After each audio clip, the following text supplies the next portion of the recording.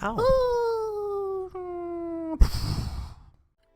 What's up, everyone? Punchy back with Higurashi When They Cry, Chapter 3, it's Higurashi. It's the weekend, so we're gonna churn out a bunch of recordings today. Last time, we dove back into the drama. Punchy was panicking a lot once he got home from Stoka's house after Coach dropped him off. And he, I don't know, he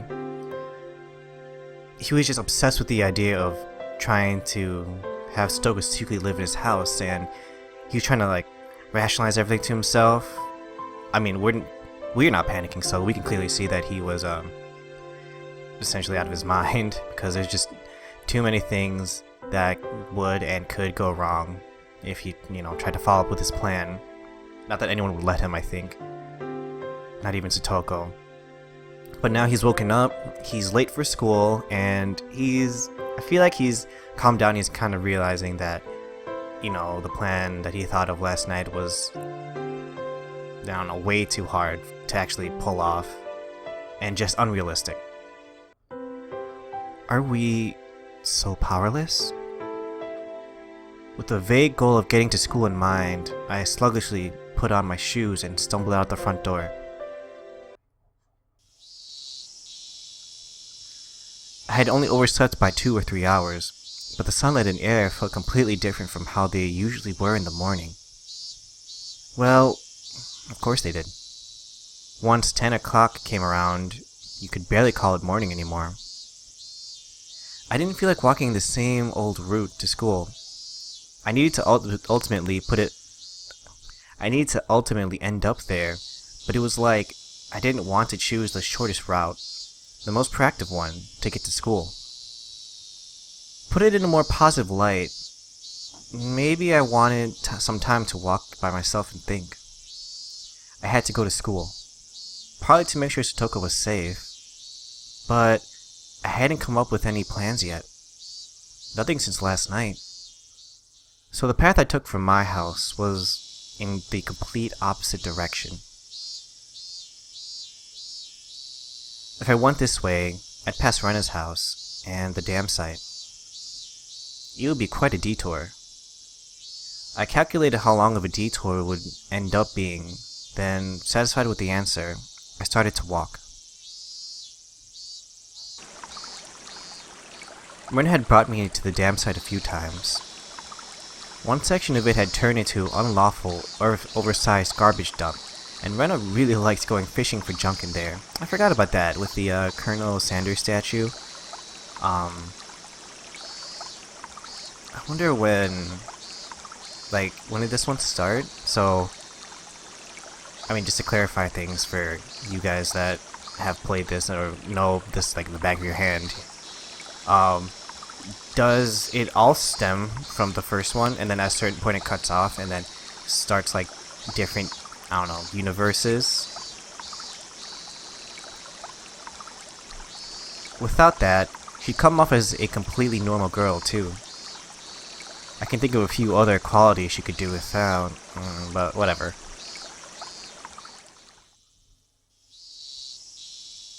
The view quickly opened up wide, and I was hit by a strong wind. There was no shelter here at the big dam site. Maybe it was a good thing I came here, I thought. At the very least, it was more healthy to think about stuff in a place like this instead of my cramped bedroom. I took a deep breath and filled my lungs with the rich, cold air unique to Hinamazawa. I thought it was really warm. Ring, ring. I turned around reflexively.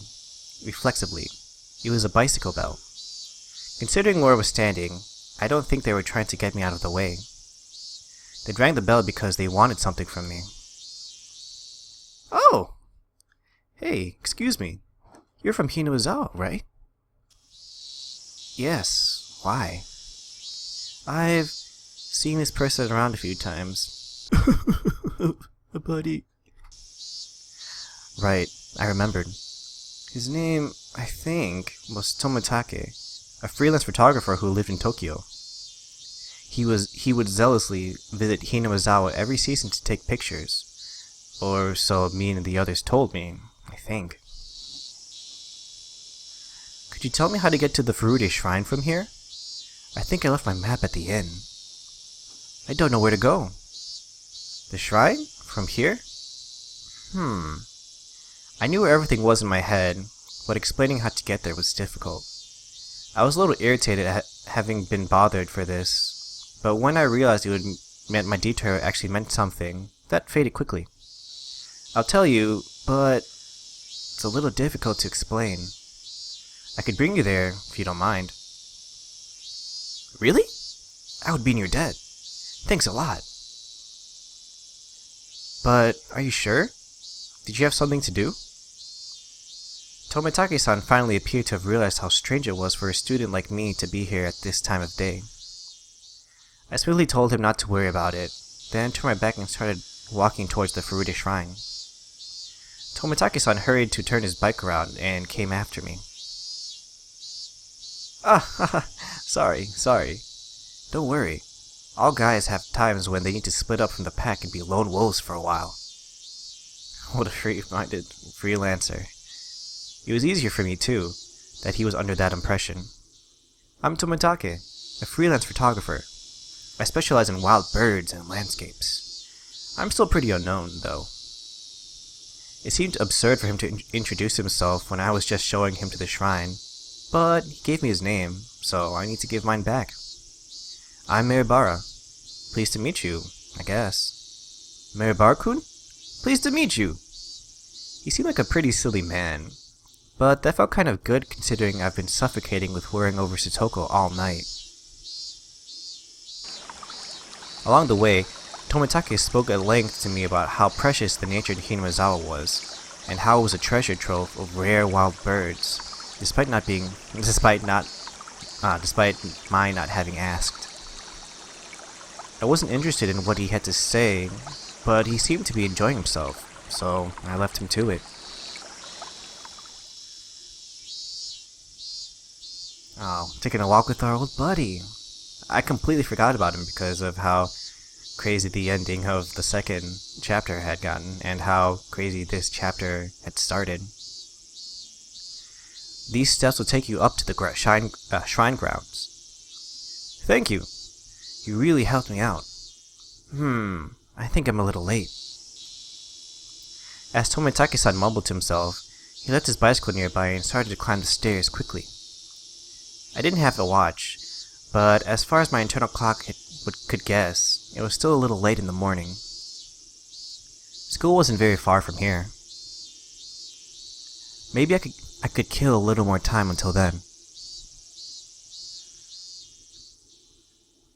With that in my mind, I went up the stairs in pursuit of Tomitake-san.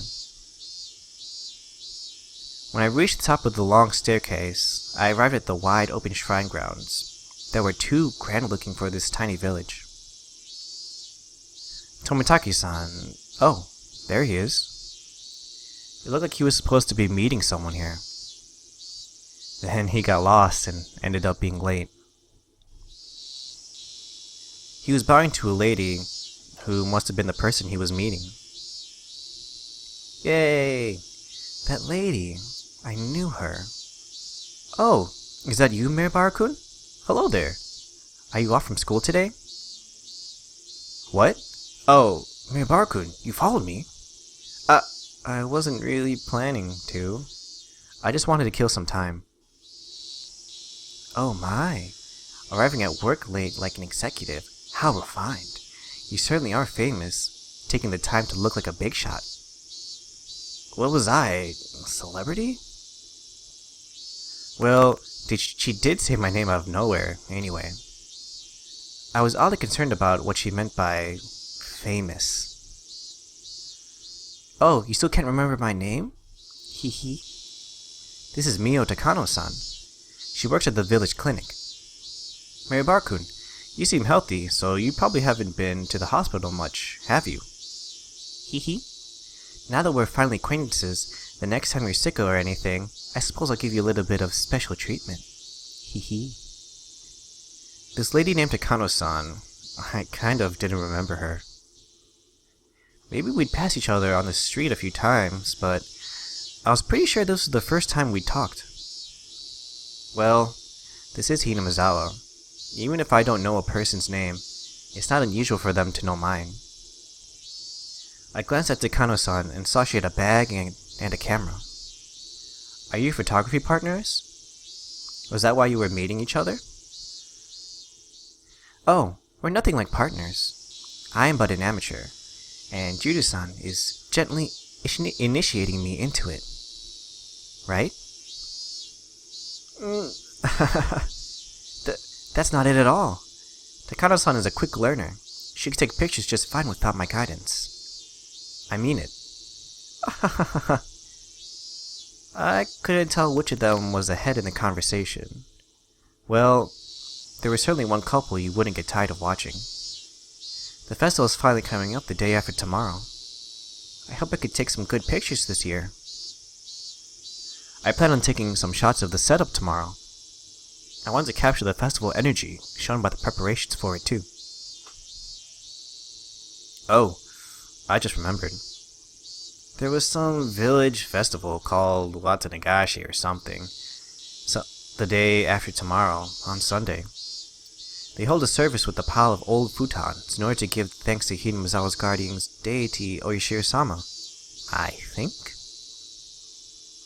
Oh, you're correct. You have quite extensive knowledge despite just having moved here. Well, I've got 2 chapters worth of information in me, hidden deep within Punchy. Yes, it is a festival to give thanks to Oyashiro-sama. Hee hee.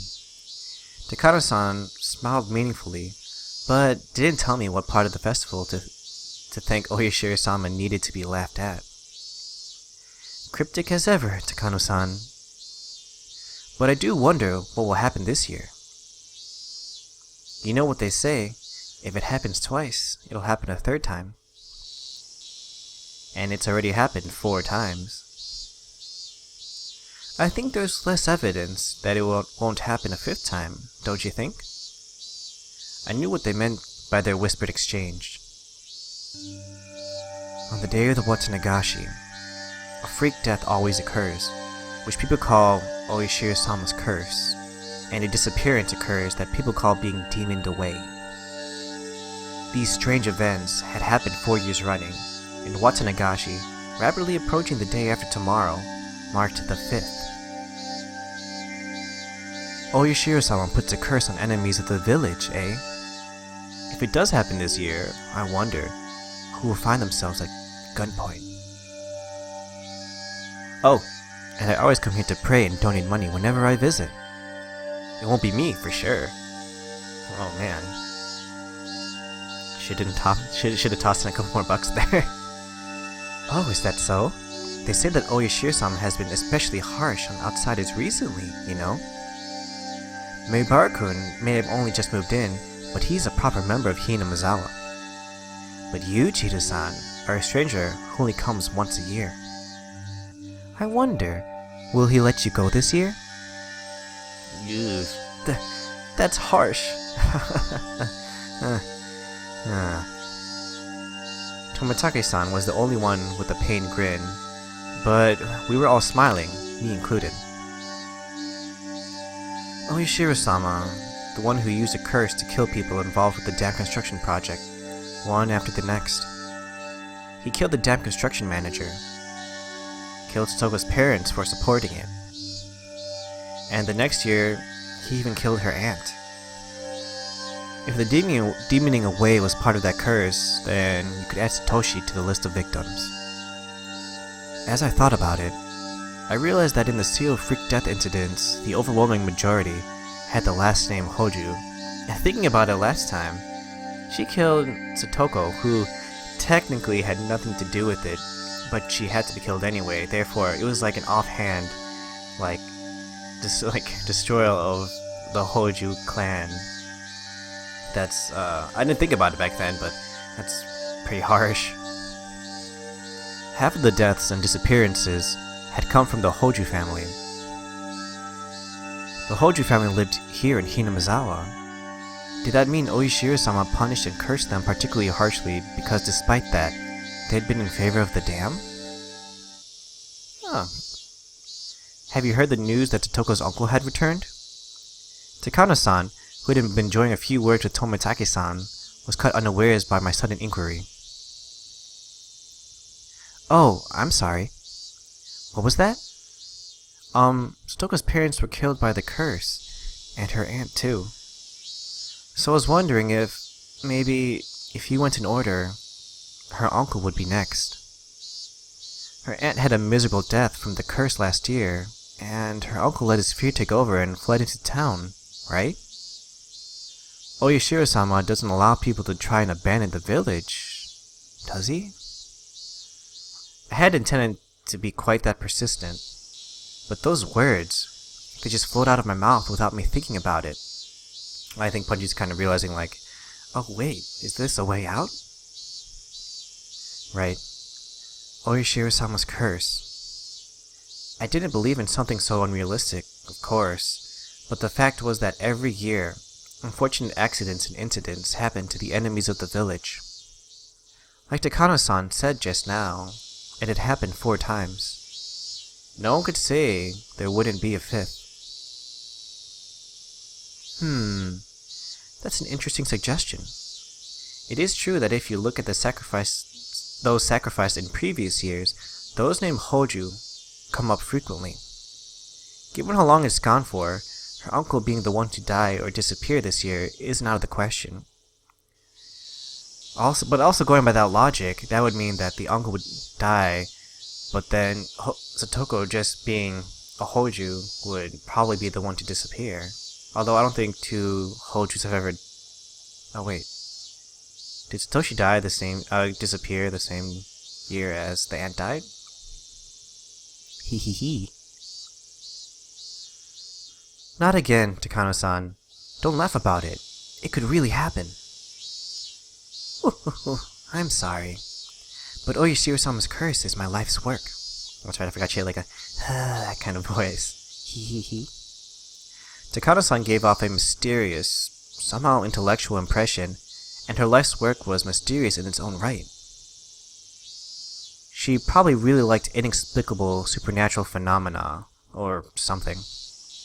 Takano-san, you seem like you know a lot about Oyashiro-sama.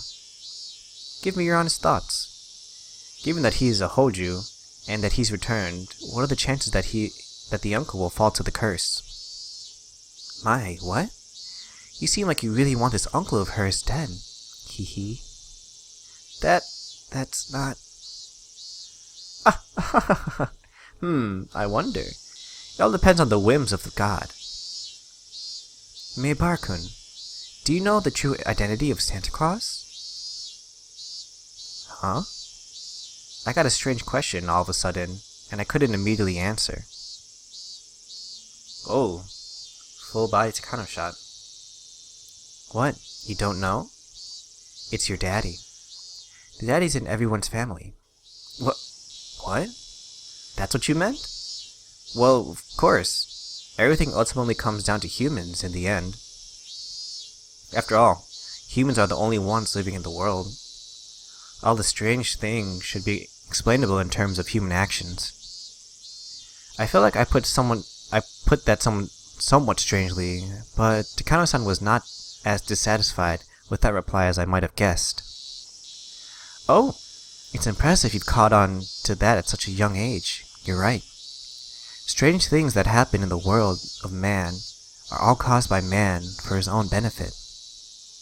Meibar-kun, I'll ask you again then. This time, not Santa Claus, but Oyashiro-sama.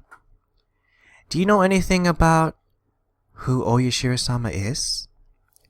Takano-san took a step forward towards me and gazed into my eyes as she asked. Santa Claus was really the parents of every family's children. If lionizing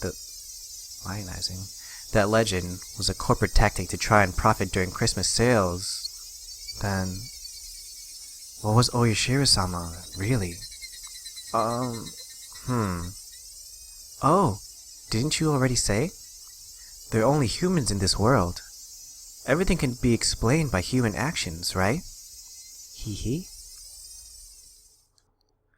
Woof. Mirabara-kun, keep this to yourself, okay?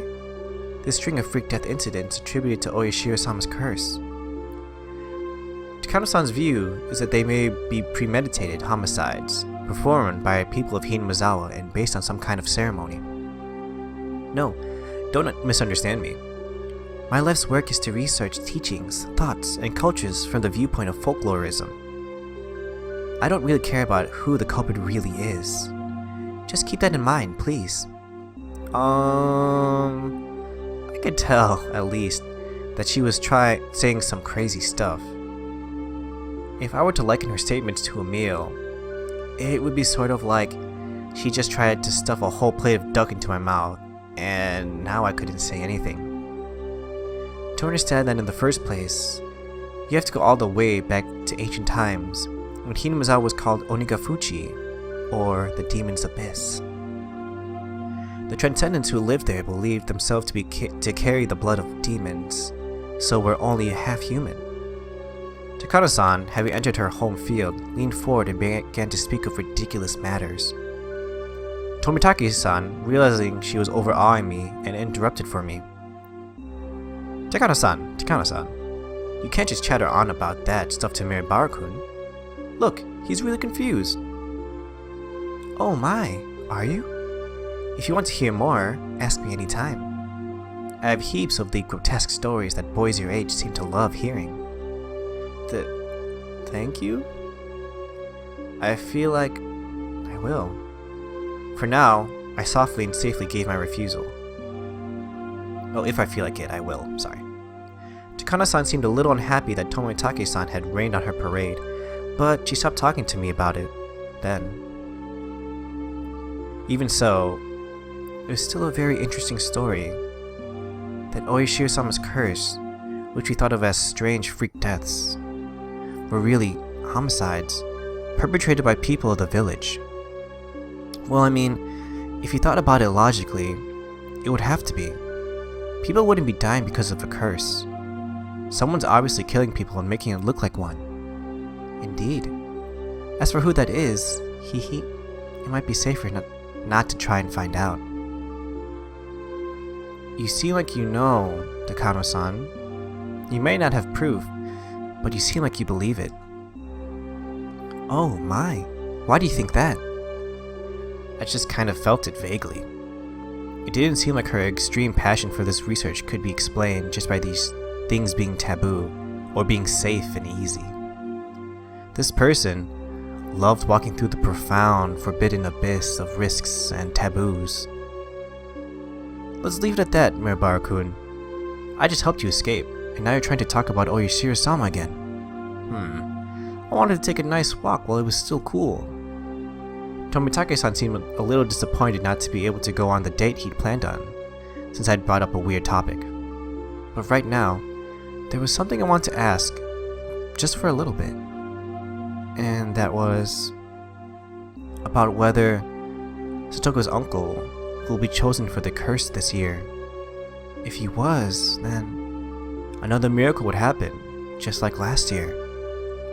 A terrible incident would happen again, but it would release Satoko from her unfortunate circumstances once more. Well, I do have a few suspicions as to the kind of people who would probably become involved, of course. It's a natural, inevitable conclusion for anyone who's researched the history of Onigafuchi village. Who do you mean? What would I do if I knew? I asked that question to the other me deep inside, but got no reply. How enthusiastic. What would you do if you knew? Nothing really. If you found out, you might get into danger yourself, you know. Maybe the 5th year's curse would be you. Takano-san, toned with taboo, gave a devilish, satisfied smile, as though nothing in the world would be more amusing. She was probably trying to tease me, but I didn't feel like going along with her little game one bit. You like to talk pretty big, but you don't really know yourself, do you, Takano-san? I had a I had felt a tinge of irritation at Takano-san's roundabout way of speaking, but those emotions escaped my mouth, like water flowing through a strainer. Even I was surprised at how directly I'd spoken out about what I felt. Of course, I wasn't the only one taken aback. Oh, my. You're something. You may be just a boy, but you can still provoke people. How unexpectedly rugged. I don't dislike people like that, you know? Takano-san's tongue poked out of her mouth, and I was convinced that it was long and thin, and split in the middle like a snake's. Alright. I'll tell you then. But you have to promise me 3 things first. 1. Not to regret it, no matter what I tell you. 2. Not to tell it to anyone. 3. Not to tell anyone I told you. I gulped firmly and nodded. Tomitake-san made an exaggerated expression of distress, gave a dry, fake smile, and lit a cigarette. Please tell me, who is putting this curse on people? Who is it? Who's deciding who gets cursed? After I said that, I finally realized why I wanted to know. Oh, chapter end. I'm not even the one who cut it off there. But I will cut it off for the recording today. There's probably going to be a few tips, or is it just go straight into the chapter? Oh, okay. It skipped all the way to school, so we don't actually get to hear what Takano said until a little later. Well, if we go by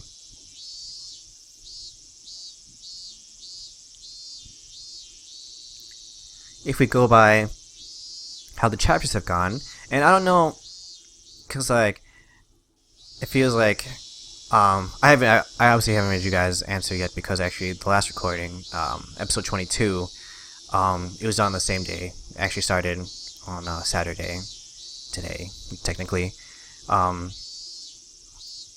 How the introductory chapter, how it seems like to a certain point that stuff has happened in all the chapters, and we continue. I've spoken about this in chapter 2, I think. We continue from a certain point onto a different universe. So if this is a different universe, is, you know, Mion still the one who's carried out the curse? I feel like it is, because it seemed like such a big part of the story of chapter 2.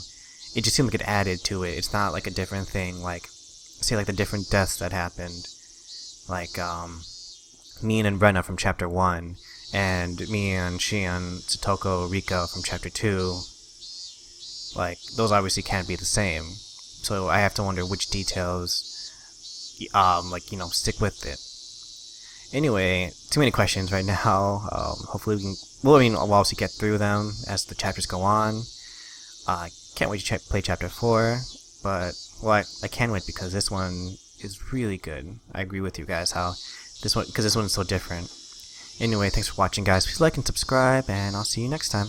Bye-bye.